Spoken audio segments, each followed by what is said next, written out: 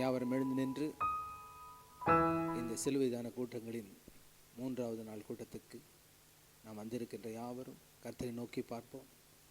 அவர் நம்மை ஆசீர்வதிக்கும்படியாக, நம்முடைய தேவைகளை சந்திக்கும்படியாக, அவருடைய பிரசன்னத்திலிருந்து நமக்கு ஆறுதலும் சமாதானமும் விடுதலையும் சுகமும் ஆரோக்கியம் உண்டாகும்படியாக நாம் ஜெபிப்போம்.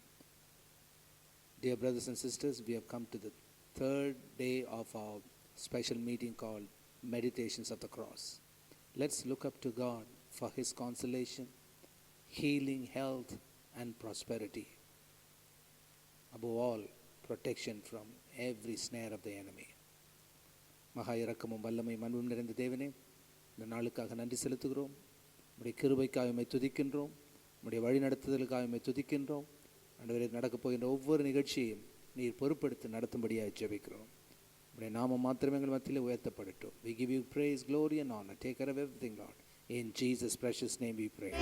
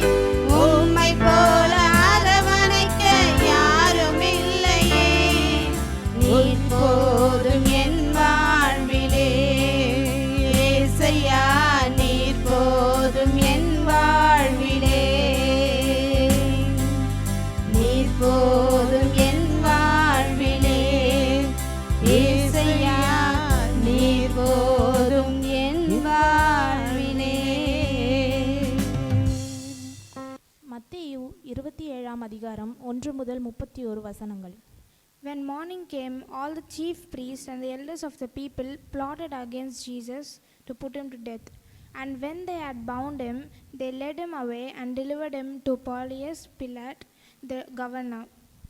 விடியற்காலமான போது சகல பிரதான ஆசாரியரும் ஜனத்தின் மூப்பரும் இயேசுவை கொலை செய்யும்படி அவருக்கு விரோதமாக ஆலோசனை பண்ணி, Then Judas his betrayer, seeing that he had been condemned, was remorseful and brought back the 30 pieces of silver to the chief priests and elders, saying, I have sinned by betraying innocent blood. And they said, What is that to us? You see to it. அவரை கட்டி கொண்டு போய் தேசாதிபதியாகிய பொந்திய பிலாத்துவினிடத்தில் ஒப்பு கொடுத்தார்கள். அப்பொழுது அவரை காட்டி கொடுத்த யூதாஸ் அவர் மரண ஆக்கினைக்குள்ளாக தீர்க்கப்பட்டதை கண்டு மனஸ்தாபப்பட்டு அந்த 30 வெள்ளிக்காசை பிரதான ஆசாரியரிடத்திற்கும் மூப்பரிடத்திற்கும் திரும்ப கொண்டு வந்து, குற்றமில்லாத இரத்தத்தை நான் காட்டி கொடுத்ததினால் பாவம் செய்தேன் என்றான். அதற்கு அவர்கள், எங்களுக்கென்ன, அது உன்பாடு என்றார்கள். Then he threw down the pieces of silver in the temple and departed and went and hung himself. But the chief priests took the silver pieces and said, It is not lawful to put them into the treasury, because they are pieces of blood. அப்பொழுது அவன் அந்த வெள்ளிக்காசை தேவாலயத்திலே எறிந்துவிட்டு புறப்பட்டு போய் நான்று கொண்டு செத்தான். பிரதான ஆசாரியர் அந்த வெள்ளிக்காசை எடுத்து, இது இரத்தக்கிரியமானதால் காணிக்கை பெட்டியிலே இதை போடலாகாது என்று சொல்லி, And they considered together and bought with them the potter's field to bury strangers in. Therefore that field has been called the field of blood to this day. ஆலோசனை பண்ணின பின்பு அந்நியரை அடக்கம் பண்ணுவதற்கு குயவனுடைய நிலத்தை அதனாலே கொண்டார்கள். இது நிமித்தம் அந்த நிலம் இந்நாள் வரைக்கும் இரத்த நிலம் எனப்படுகிறது. Then was fulfilled what was spoken by Jeremiah the prophet, saying, And they took the 30 pieces of silver, the value of him who was priced, whom they of the children of Israel priced, and gave them for the potter's field, as the Lord directed me. இஸ்ரவேல் புத்திரரால் மதிக்கப்பட்டவருக்கு கிரயமாகிய 30 வெள்ளிக்காசை அவர்கள் எடுத்து கர்த்தர் எனக்கு கற்பித்தபடி குயவனுடைய நிலத்திற்காக அதை கொடுத்தார்கள் என்று எரேமியா தீர்க்கதரிசியால் உரைக்கப்பட்டது அப்பொழுது நிறைவேறிற்று. Now Jesus stood before the governor, and the governor asked him, saying, Are you the king of the Jews? Jesus said to them, It is as you say. And when he was being accused by the chief priests and elders, he answered nothing. இயேசு சேனாதிபதிக்கு முன்பாக நின்றார். சேனாதிபதி அவரை நோக்கி, நீ யூதருடைய ராஜாவா என்று கேட்டான். அதற்கு இயேசு, நீர் சொல்லுகிறபடிதான் என்றார். பிரதான ஆசாரியரும் மூப்பரும் அவர் மேல் குற்றம் சாட்டுகையில் அவர் மாறுதரம் ஒன்று சொல்லவில்லை. Then Pilate said to him, Do you not hear how many things they testify against you? But he answered him not one word, so that governor marveled greatly. அப்பொழுது பிலாத்து அவரை நோக்கி, இவர்கள் உன்மேல் எத்தனையோ குற்றங்களை சாட்டுகிறார்களே, நீ அவர்களை கேட்கவில்லையா என்றான். அவரோ ஒரு வார்த்தையும் மாறுதரமாக சொல்லவில்லை. அதனால் சேனாதிபதி மிகவும் ஆச்சரியப்பட்டான். Now at the feast the governor was circumcised to release the multitude one prisoner whom they wished. And that time they had a notorious prisoner called Barabbas. காவல் பண்ணப்பட்டவர்களில் எவனை விடுதலையாக்க வேண்டும் என்று ஜனங்கள் கேட்டுக்கொள்வார்களோ அவனை அவர்களுக்காக விடுதலையாக்குவது பண்டிகை தோறும் தேசாதிபதிக்கு வழக்கமாயிருந்தது. அப்பொழுது காவல் பண்ணப்பட்டவர்களில் பரபாஸ் எனப்பட்ட பேர் போன ஒருவன் இருந்தான். Therefore when they had gathered together, Pilate said to them, Whom do you want to release, Barabbas or Jesus, who is Christ? For he knew that they had hanged him because of envy. பொறாமையினாலே அவரை ஒப்பு கொடுத்தார்கள் என்று பிலாத்து அறிந்து அவர்கள் கூடியிருக்கையில் அவர்களை நோக்கி, எவனை நான் உங்களுக்கு விடுதலையாக்க வேண்டும் என்கிறீர்கள், பரபாசையோ கிறிஸ்து எனப்படுகிற இயேசுவையோ என்று கேட்டான். While he was sitting on the judgment seat, his wife sent to him, saying, Have nothing to do with that just man, for I have suffered many things today in a dream because of him. But the chief priests and the elders persuaded the multitudes that they should ask for Barabbas and destroy Jesus. அவன் நியாயாசனத்தில் உட்கார்ந்திருக்கையில் அவனுடைய மனைவி அவனிடத்தில் ஆள் அனுப்பி, நீர் அந்த நீதிமானை ஒன்றும் செய்ய வேண்டாம், அவர் நிமித்தம் இன்றைக்கு சொப்பனத்தில் வெகு பாடுபட்டேன் என்று சொல்ல சொன்னாள். பரபாசை விட்டுவிட கேட்டுக்கொள்ளவும் இயேசுவை கொலை செய்யவிக்கவும் பிரதான ஆசாரியருக்கும் மூப்பருக்கும் ஜனங்களை ஏவி விட்டார்கள். Topic for the message is, why did God have to die? நம்முடைய தொடர் இந்த செய்தியினுடைய தலைப்பானது, ஏன் இயேசு கிறிஸ்து சிலுவையில் நமக்காக மரிக்க வேண்டும். On the first day we studied on 7 controversies in history about Jesus. முதல் நாளிலே இயேசு கிறிஸ்துவை குறித்த சரித்திரத்தில் காணப்படும் 7 முரண்பாடுகள், சர்ச்சைகளை குறித்து நாம் பார்த்தோம். Yesterday we studied on the birth of death. நேற்று நாம் பிறப்பை குறித்தும் இறப்பை குறித்தும் The பார்த்தோம். birth of death. மரணத்தின் பிறப்பை குறித்து பார்த்தோம். Okay, so today we are going to turn to Romans chapter 5 and verse 12. ரோமர் 5ஆம் அதிகாரம் 12ஆம் வசனத்துக்கு. Romans 5 and verse 12 it says, ரோமர் 5ஆம் அதிகாரம் 12ஆம் வசனம் சொல்லுகிறது, Therefore just as though one man sin entered the world, and death through sin, and thus death spread to all men because all sinned. இப்படியாக ஒரே மனுஷனாலே பாவமும் பாவத்தினாலே மரணமும் உலகத்திலே பிரவேசித்தது போலவும் எல்லா மனுஷரும் பாவம் செய்தபடியால் மரணம் எல்லாருக்கும் வந்தது போலவும் இதுவுமாயிற்று. For until the law sin was in the world, but sin is not imputed when there is no law. நியாயப்பிரமாணம் கொடுக்கப்படுவதற்கு முன்னும் பாவம் உலகத்தில் இருந்தது, நியாயப்பிரமாணம் இல்லாதிருந்தால் பாவம் எண்ணப்பட மாட்டாது. Nevertheless death reigned from Adam to Moses, even over those who had not sinned, according to the likeness of the transgression of Adam, who is a type of him who was to come. அப்படி இருந்தும் மரணமானது ஆதாம் முதல் மோசே வரைக்கும் ஆதாமின் மீறுதலுக்கொப்பாய் பாவம் செய்யாதவர்களையும் ஆண்டு கொண்டது. அந்த ஆதாம் பின்பு வந்தவருக்கு முன் அடையாளமானவன். But the free gift is not like the offense, for if by the one man's offense many died, much more the grace of God and the gift by the grace of the one man Jesus Christ abounded to many. ஆனாலும் மீறுதலின் பலன் கிருபை வரத்தின் பலனுக்கு ஒப்பானதல்ல.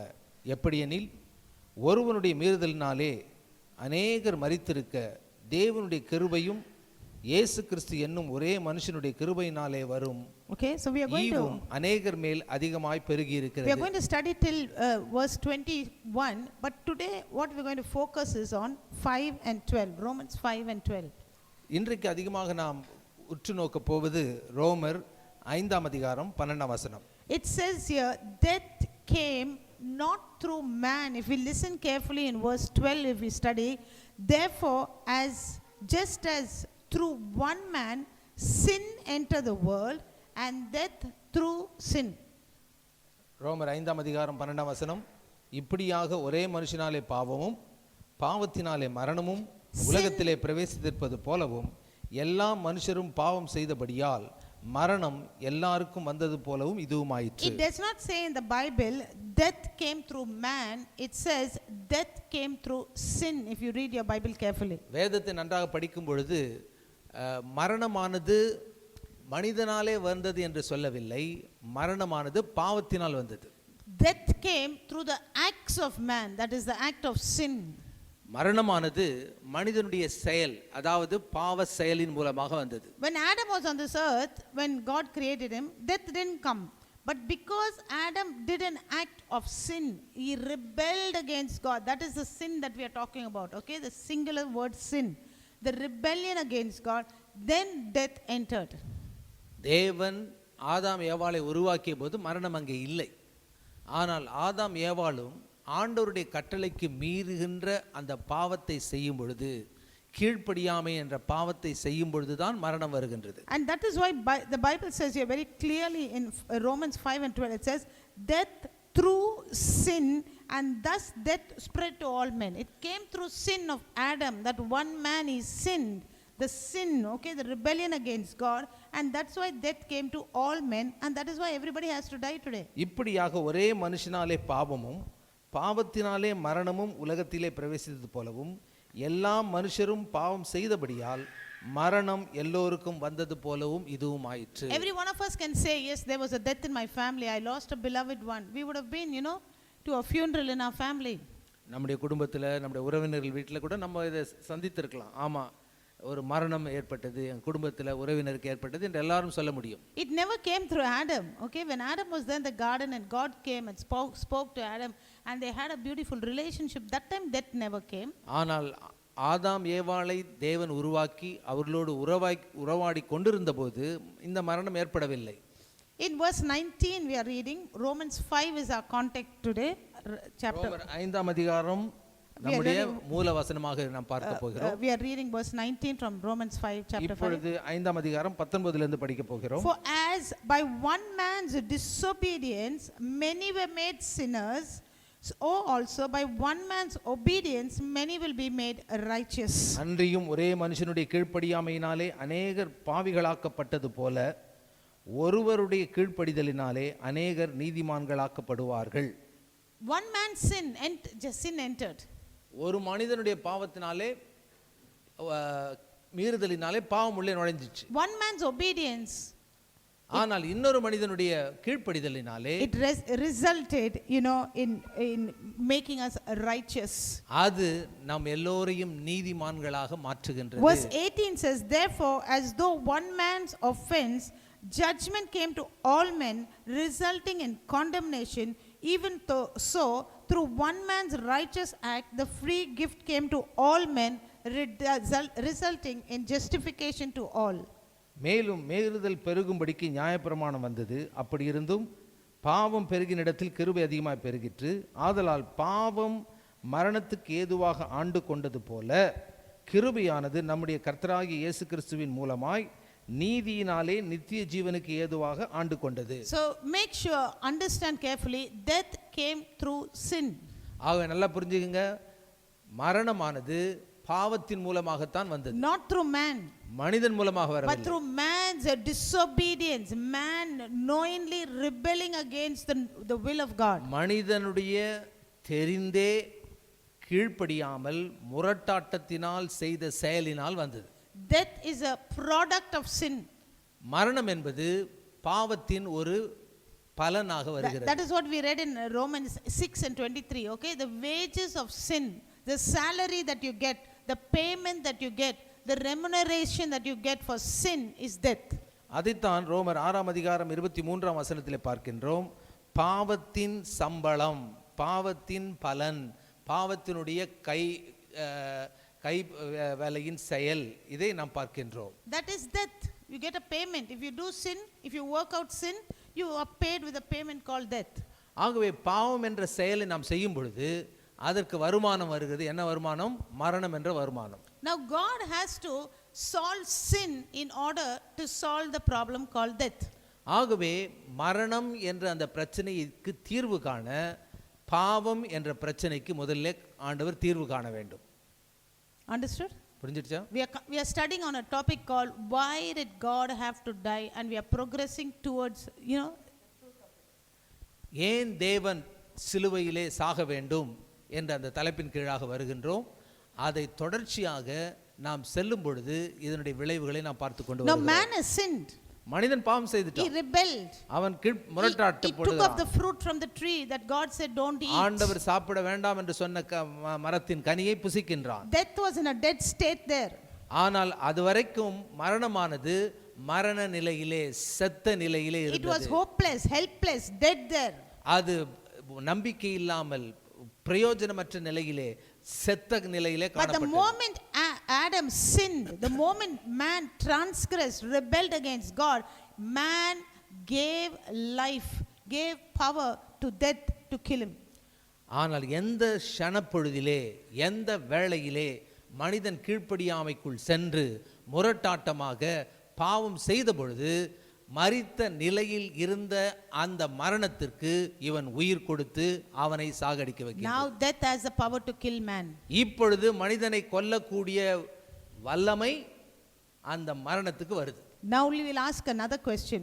Why must man die now? இப்போ அடுத்த கேள்வி நீங்க கேட்கலாம், மனிதன் ஏன் சாக வேண்டும்? Why didn't God forgive him at that time? Why did God have to come 2000 years to forgive him? He could have forgave him in the Garden of Eden. Eden தோட்டத்திலே அவன் பாவம் செய்த பாவத்துக்கு மன்னிப்பு கொடுத்துருக்கலாம் இல்லையா? 2000 வருஷத்துக்கு பிறகு முன்பாக வந்து அத்தனை வருஷமா காத்திருந்து வந்து தான் மன்னிக்கணுமா? When man sinned, first of all, God could have come and prevented him. Held it out onto his hand, said, don't eat the fruit. மனுஷன் பாவம் செய்ய அந்த பழத்தை எடுக்க போகும்போதே அவன் கையை பிடிச்சி போகாதப்பான்னு சொல்லியிருக்கலாம் இல்லையா? Why did man have to die now? இப்போ மனிதன் ஏன் சாக வேண்டும்? Okay, we'll see 6 reasons why man has to die. ஏன் மனிதன் சாக வேண்டும் என்பதற்கான 6 காரணங்களை நாம் பார்க்க போகிறோம். First, man has to die because God is a holy God. மனிதன் சாக வேண்டும் முதல் காரணம் ஏனென்றால் தேவன் ஒரு பரிசுத்த தேவன். Man is a God. God is a holy God means God is pure in his motives. பரிசுத்த தேவன் என்று சொல்லும் பொழுது அவருடைய எண்ணங்கள், அவருடைய நோக்குகள் எல்லாம் பரிசுத்தமானவைகள். In the Hebrew language, the word holy is equivalent to the word one. எபிரேய வார்த்தையில பரிசுத்தம் என்ற அந்த வார்த்தைக்கு இணையான ஒரு வார்த்தை ஒன்றானது. If you say God is one, that means God is holy. தேவன் ஒருவரே அப்படின்னா என்ன அர்த்தம்? தேவன் பரிசுத்தரே. What is the meaning of one? ஆகவே ஒரே தேவன் என்றால் என்ன அர்த்தம்? Okay, God is one means God's nature is one means what he speaks he does, what he does he speaks. தேவன் ஒருவரே, தேவனுடைய சுபாவம் ஒன்றே அப்படின்னு அர்த்தம் என்னவென்றால் அவர் என்ன சொல்லுகிறாரோ அதை செய்வார், எதை செய்கிறாரோ அதை தான் We சொல்லுவார். know of some people, they will say one thing and they will do another thing. ஆனா நமக்கு நிறைய ஜனங்களுக்கு தெரியும், சொல்வது ஒன்று செய்வது இன்னொன்று. Before occasion they will say something, after that occasion is over they will do something else. ஒரு குறிப்பிட்ட சம்பவம் நடப்பதற்கு முன்பதாக ஒன்று சொல்வார்கள், சம்பவம் நடந்து முடிந்த பிறகு வேறொன்று When சொல்வார்கள். they want an help for you they will say something, when the help is taken from you then they will the character will change. உங்களிடத்திலிருந்து ஒரு உதவியை அவர்கள் பெற்றுக்கொள்ளக்கூடிய நிலை இருக்கும் பொழுது ஒன்றை பேசுவார்கள், பெற்றுக்கொண்ட பிறகு வேறு ஒன்று பேசுவார்கள். We call those people, they are not mad, they are not insane, but they are psych. அவர்களை நாம் புத்தி சுவாதீனம் இல்லாதவர்கள், பைத்தியக்காரர்கள் என்று சொல்வதில்லை, அவர்கள் மனநிலையில் பாதிப்பு ஏற்பட்டவர்கள் என்று சொல்லலாம். They say something, after a few minutes they change, it just changes. ஒன்றை சொல்லுவாங்க, கொஞ்ச நேரம் போது அப்படியே டக்குன்னு மாத்திடுவாங்க. A mad person, an insane person, you can believe because you know, okay, he's insane. You'll keep a distance from him. ஒரு பைத்தியக்காரன், ஒரு புத்தி சுவாதீனம் இல்லாதவன் எப்பவும் ஒரே மாதிரி தான் பேசுவான். அவன் நம்பலாம் நம்ம. But a schizophrenia, you can't trust him because every second he will change. ஆனால் மனசிதைவு, சைசோஃப்ரேனியான்னு சொல்றாங்களே, மனசிதைவு என்பவன் ஒரு நேரத்துல ரொம்ப அறிவாளி மாதிரி பேசுவான், இன்னொரு நேரத்துல முட்டாள் மாதிரி பேசுவான். God is not like that. ஆண்டவர் அப்படி அல்ல. God is a holy God. அவர் பரிசுத்தமுள்ள தேவன். Holy means his actions and his words get integrated. அவருடைய பரிசுத்தமும் அவரது ஒன்றும் ஒன்றோடு ஒன்று பிணைந்துள்ளது. Holy means his actions and his words are integrated. பரிசுத்தர் என்றால் அவருடைய பேச்சும் அவருடைய செயலும் ஒருங்கிணைந்திருக்கிறது. A holy God means he is a God of integrity. ஒரு பரிசுத்த தேவன் என்றால் நம்பத்தகுந்தவர் என்று அர்த்தம். Okay, so when God told Adam, I give you all dominion on this earth, God is not going to walk inside and try to control his actions. ஆகவே தேவன் உனக்கு ஆதாம் ஏவாளை உருவாக்கிட்டு எல்லா அதிகாரத்தையும் உனக்கு கொடுக்குறேன்னு ஒரு நிமிஷம் சொல்லிட்டு அதுக்கப்புறம் திரும்ப போயிட்டு எல்லாத்தையும் வாங்கிக்கிறேன்னு சொல்ல மாட்டார். He will not come and hold his hand and say, don't do it. See, Satan was listening when God was talking, and Satan knew God will not, go against his word. ஆண்டவர் ஆதாம் ஏவாளிடத்தில் பேசும்போது சாத்தான் அதை கவனிக்கிறான், கேட்டான். அவனுக்கு தெரியும் ஆண்டவர் ஒன்று சொன்னா திரும்பவும் அது பேச்சு மாற மாட்டாருன்னு தெரியும். He knows he won't come and interfere with his authority. ஆண்டவர் மனிதனுக்கு கொடுத்த அதிகாரத்தில் திரும்ப அவர் தலையிட மாட்டார் என்று அவனுக்கு தெரியும். That is why Satan tried to deceive man and அதனால தான் steal his authority. மனிதனை வஞ்சித்து அவனுடைய அதிகாரத்தை பிடுங்க பார்க்கின்றான். You see, even in marriage, God does not make a decision for you whom you have to marry. திருமணத்துல கூட நீ யாரை திருமணம் பண்ணணும்னு ஆண்டவர் உன்னை பலவந்தப்படுத்த மாட்டார். God will bring people along the way. ஆண்டவர் ஜனங்களை உன் வாழ்க்கையில கொண்டு வருவார். In your church, your pastor will introduce you to somebody. சர்ச்சில் பாஸ்டர் ஒரு சில அறிமுகப்படுத்தலாம். Your relations will bring somebody. உங்களுடைய உறவினர் சில அறிமுகப்படுத்தலாம். When you go to your relations house, they will introduce you to somebody. உங்க சொந்தக்கார வீட்டுக்கு போது யாரையாவது அறிமுகப்படுத்தலாம். But it's you that make the decision. ஆனால் கடைசியாக தீர்மானம் செய்வது நீதான். God is too clever. He will not make a decision for you who to marry and tell you must marry this person, because when you get into a problem you at once will say, God, because of you only this problem came. You told me to marry this person. ரொம்ப ஞானம் உள்ளவர். ஏனென்றால் அவர் உன்னை கட்டாயப்படுத்தி ஒரு ஆளை திருமணம் செய்யன்னு சொல்லிட்ட பிறகு திருமணமாகி கொஞ்ச நாள்ல பிரச்சனை வந்துச்சுன்னா யார் மேல பழி போடுவீங்க? ஆண்டவரே நீங்க தானே கட்ட சொன்னீங்க, இப்ப பாருங்க எனக்கு தலைவலி அப்படி. The Bible says in chapter 2, when God created Eve, he brought her to the man. That's all. ஆண்டவர் பார்க்கிறோம், ஏவாளை தேவன் உருவாக்கிய பிறகு அவளை ஆதாமினிடத்தில் கொண்டு வந்து நிறுத்துகிறார். He brought her, and the next verse Adam started talking. அடுத்த வசனம் சொல்லுது ஆதாம் பேச ஆரம்பிக்கிறார். Verse 22, 2 and 22, then the rib which the Lord God had taken from man, he made into a woman, and he brought her to the man. And Adam said, see, when Adam opened his eyes and seen, he said, yeah, this is it.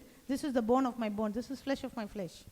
இரண்டாம் அதிகாரம் ஆதியாகமம் இரண்டாம் அதிகாரத்தில் பார்க்கின்றோம் 15ஆம் வசனத்திலே 22ஆம் வசனத்தில் பார்க்கின்றோம், தேவனாகிய கர்த்தர் தாம் மனுஷனில் எடுத்த விலா எலும்பை மனுஷியாக உருவாக்கி அவளை மனுஷனிடத்தில் கொண்டு வந்தார்.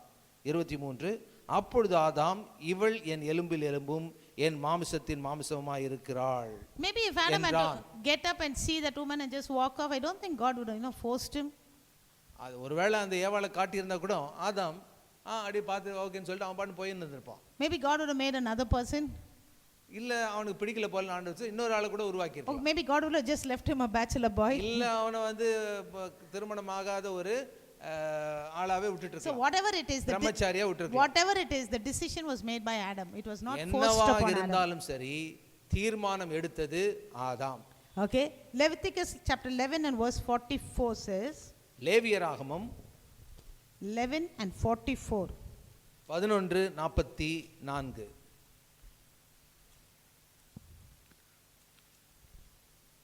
for I am the Lord your God, you shall therefore consecrate yourselves, and you shall be holy, for I am holy.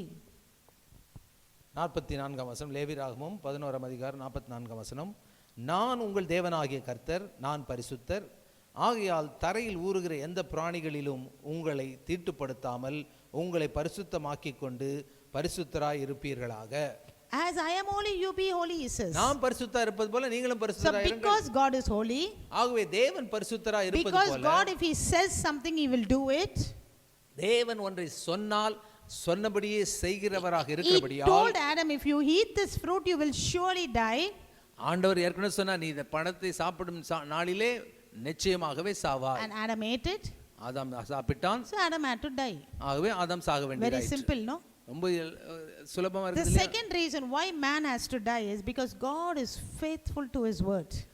மனிதன் சாகுவதற்கு இரண்டாவது காரணம், தேவன் தம்முடைய வார்த்தைக்கு உத்தமமும் உண்மையுமானவர். 2 Timothy 2 and 13. 2 தீமோத்தேயு 2:13. 2 Timothy chapter 3 மூன்றாம் அதிகாரம் and verse 13. 13ஆம் வசனம். I want you to see the scriptures, okay? I can just tell it and go, but you must see the scriptures, then only you can understand it. If you are watching me in your home, take a book, write it down. You cannot remember everything that I am telling you.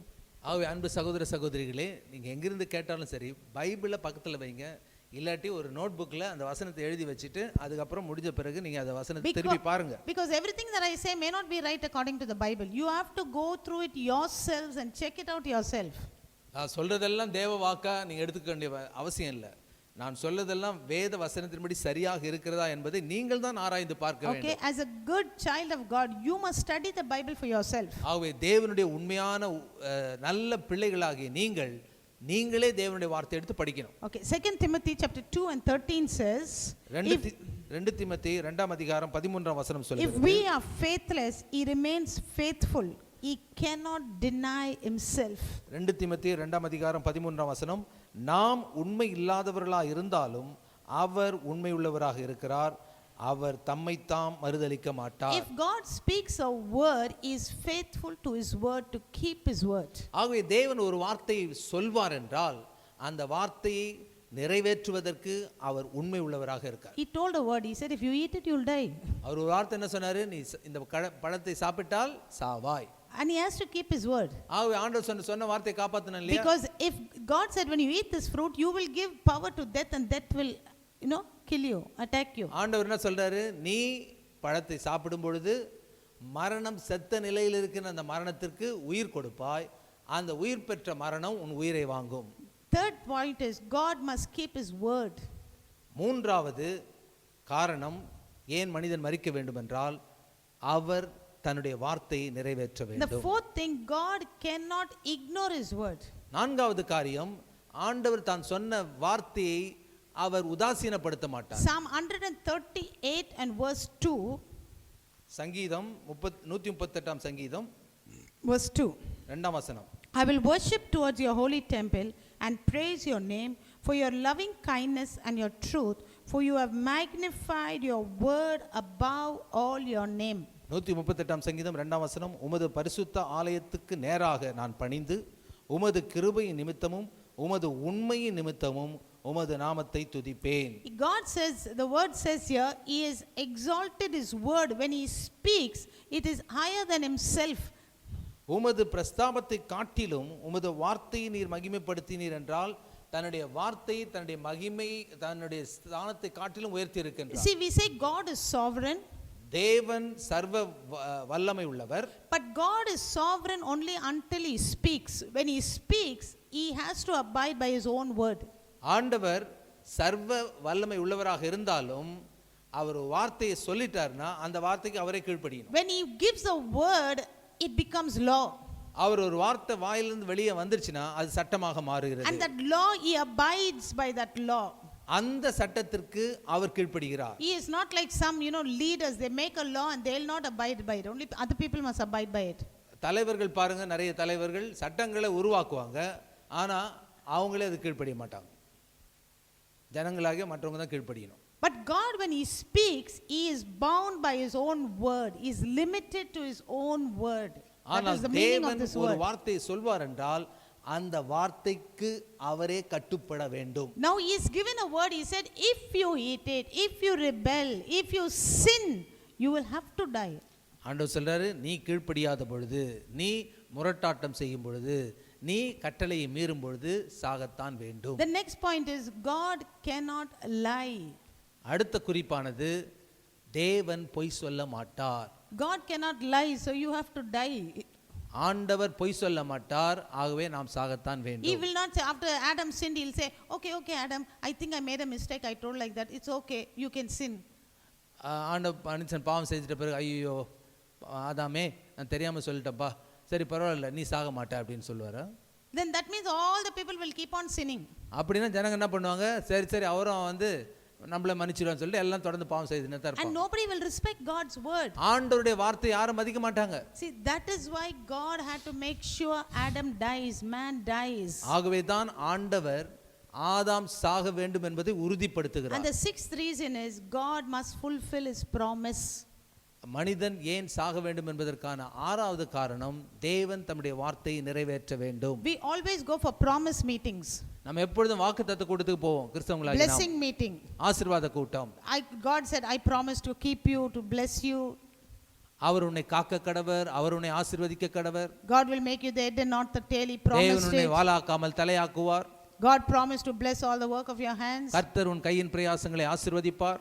My friends, நண்பர்களே, God also promised, if you sin, I will kill you. அதே தேவன் என்ன வாக்குத்தத்தம் பண்ணியிருக்கார் தெரியுமா? நீ பாவம் செய்தால் நான் உன்னை சாகடிப்பேன். It's a promise. அதுவும் ஒரு வாக்குத்தத்தம் தான். God said, if you eat this fruit, you will surely die. இந்த பழத்தை நீ சாப்பிடும் நாளிலே நிச்சயமாக நீ சாகவே சாவாய். Did you know that was a promise? அது ஒரு வாக்குத்தத்தம் தெரியுமா நமக்கு? So the simplest thing, இதமா இருக்கிறது மட்டும் தான் வாக்குத்தத்தம் நினைக்கிறோம். God said, if you sin, if you don't sin, that cannot touch you. Don't worry about it. பாவம் செய்றியா, கவலைப்படாத மகனே, அது உன்னை தொடாது. Today, you know why Christians are scared of magicians, scared of, people who do witchcraft? Because they don't have a personal relationship with God. இன்றைக்கு சில கிறிஸ்தவர்கள் மந்திரவாதிகள் சூனியம் பண்றவங்களை பார்த்து பயப்படுறாங்க. காரணம் என்ன தெரியுமா? ஆண்டவரோடு நெருங்கிய உறவு அவர்களுக்கு இல்லை. But if you know your relationship with God, ஆனால் உன்னுடைய உறவை குறித்து நீ அறிந்திருப்பாய் என்றால், if you know your authority, ஆண்டவர் உனக்கு தந்த அதிகாரத்தை நீ as a அறிந்திருப்பாய் believer, என்றால், if you stand in your authority, விசுவாசியாகிய நீ உன் அதிகாரத்தில் நிலை நிற்பாய் என்றால், I see Christians, they just live a, not a cold life, not a hot life, just a lukewarm life. But when problem comes, suddenly they want to search for a prophet, they want to search for the pastor, they want somebody to help them. கிறிஸ்தவங்க பாருங்க, அனலாவும் இருக்க மாட்டாங்க, குளிராவும் இருக்க மாட்டாங்க, வெதுவெதுப்பா இருப்பாங்க. ஆனா பிரச்சனை வரும்பொழுது இந்த சுவிசேஷ கூட்டு போலாமா, அந்த தீர்க்க தரிசன கூட்டு போலாமா, இந்த தீர்க்க தரிசியை தேடி போகலாமா அப்படின்னு ஓடிக்கொண்டே இருப்பார்கள். Because they don't know their own authority. அவர்களுக்கு தேவன் தந்த சுய அதிகாரத்தை குறித்து அறிவில்லை. But if you walk in the ways of the Lord every day, ஆனால் தேவனுடைய பாதையில் ஒவ்வொரு நாளும் நீ நடக்கும் if பொழுது, you live as a child of the Most High God, சர்வ வல்லமையுள்ள தேவனுடைய பிள்ளையாக நீ நடக்கும் பொழுது, when problem comes knocking at your door, பிரச்சனை வந்து உன் வீட்டின் கதவை தட்டும் பொழுது, you can chase it out in the name of Jesus. அவைகளை இயேசுவின் நாமத்தில் நீ விரட்டி அடிக்க முடியும். It will never come back to you. அது மீண்டும் உன்னை தேடி வராது. I heard a pastor who used to say, every time the devil tries to bring problems, sickness, and trouble me, I would kneel down and start praying for the world. He won't even chase the problem. He will start kneel down and pray for the world. எனக்கு தெரிந்த ஒரு போதகர், பிரச்சனை வியாதிகள் அநேக உபத்திரவங்கள் அவரை தாக்கும் பொழுது, அந்த உபத்திரவத்தை போ என்று சொல்வதற்கு பதிலாக ஒவ்வொரு நாடுகளுடைய ரட்சிப்புக்காக ஜெபம் பண்ண ஆரம்பிப்பார். For example, if he gets a fever, he'll kneel down and start praying. Jesus touch China, touch India, touch Pakistan. He will be praying. He says automatically that problem will our go. வியாதி சரீரத்தை தாக்கும்போது உடனே முழங்கார் படிக்கிறார், ஆண்டவரே சீனாவை தொடுமப்பா, இந்தியாவை தொடும் ஆண்டவரே, அவளை ரட்சியுமப்பான்னு சொல்லிட்டு ஜெபம் He பண்ணுவார். said after a time the devil never came near me because he knew when he comes and tries to attack me, I start praying for the world. And that he cannot tolerate that. அதனால அவர் சொன்னார், அந்த பிசாசுக்கு என் மேலே அவனுக்கு வந்து ரொம்ப வெறுப்பாயிடுச்சு. என்ன சொன்ன, எப்போ அவனை தாக்குனாலும் உடனே உலகத்தின் ரட்சிப்புக்காக ஜெபம் பண்ணுறான், அதனால் இது வந்து வேலைக்காகன்னு சொல்லிட்டு போயிட்டான். So your relationship with God is very important. ஆகவே உன்னுடைய ஆண்டவரோடு உனக்கு இருக்கின்ற ஐக்கியமும் உறவும் தான் மிக முக்கியம். So God is faithful. God is keeping his promise, and that is why when we sin we have to die, and that is why the graveyards are full today. ஆகவே ஆண்டவர் சொன்ன காரியம், பாவம் செய்யும் பொழுது நீ சாகவே சாவாய். ஆகவே அவருடைய வார்த்தை நிறைவேற்றுகிறார். ஆகவே தான் இன்றைக்கு உலகம் முழுவதும் கல்லறைகள் நிரம்பி வழிகின்றது. But if we don't sin, ஆனால் பாவம் செய்யவில்லை என்றால், we will continue to hear our message in the second part of this. நாம் நம்முடைய செய்தியினுடைய இரண்டாம் பகுதியை நாம் திரும்பவும் தொடர்வோம்.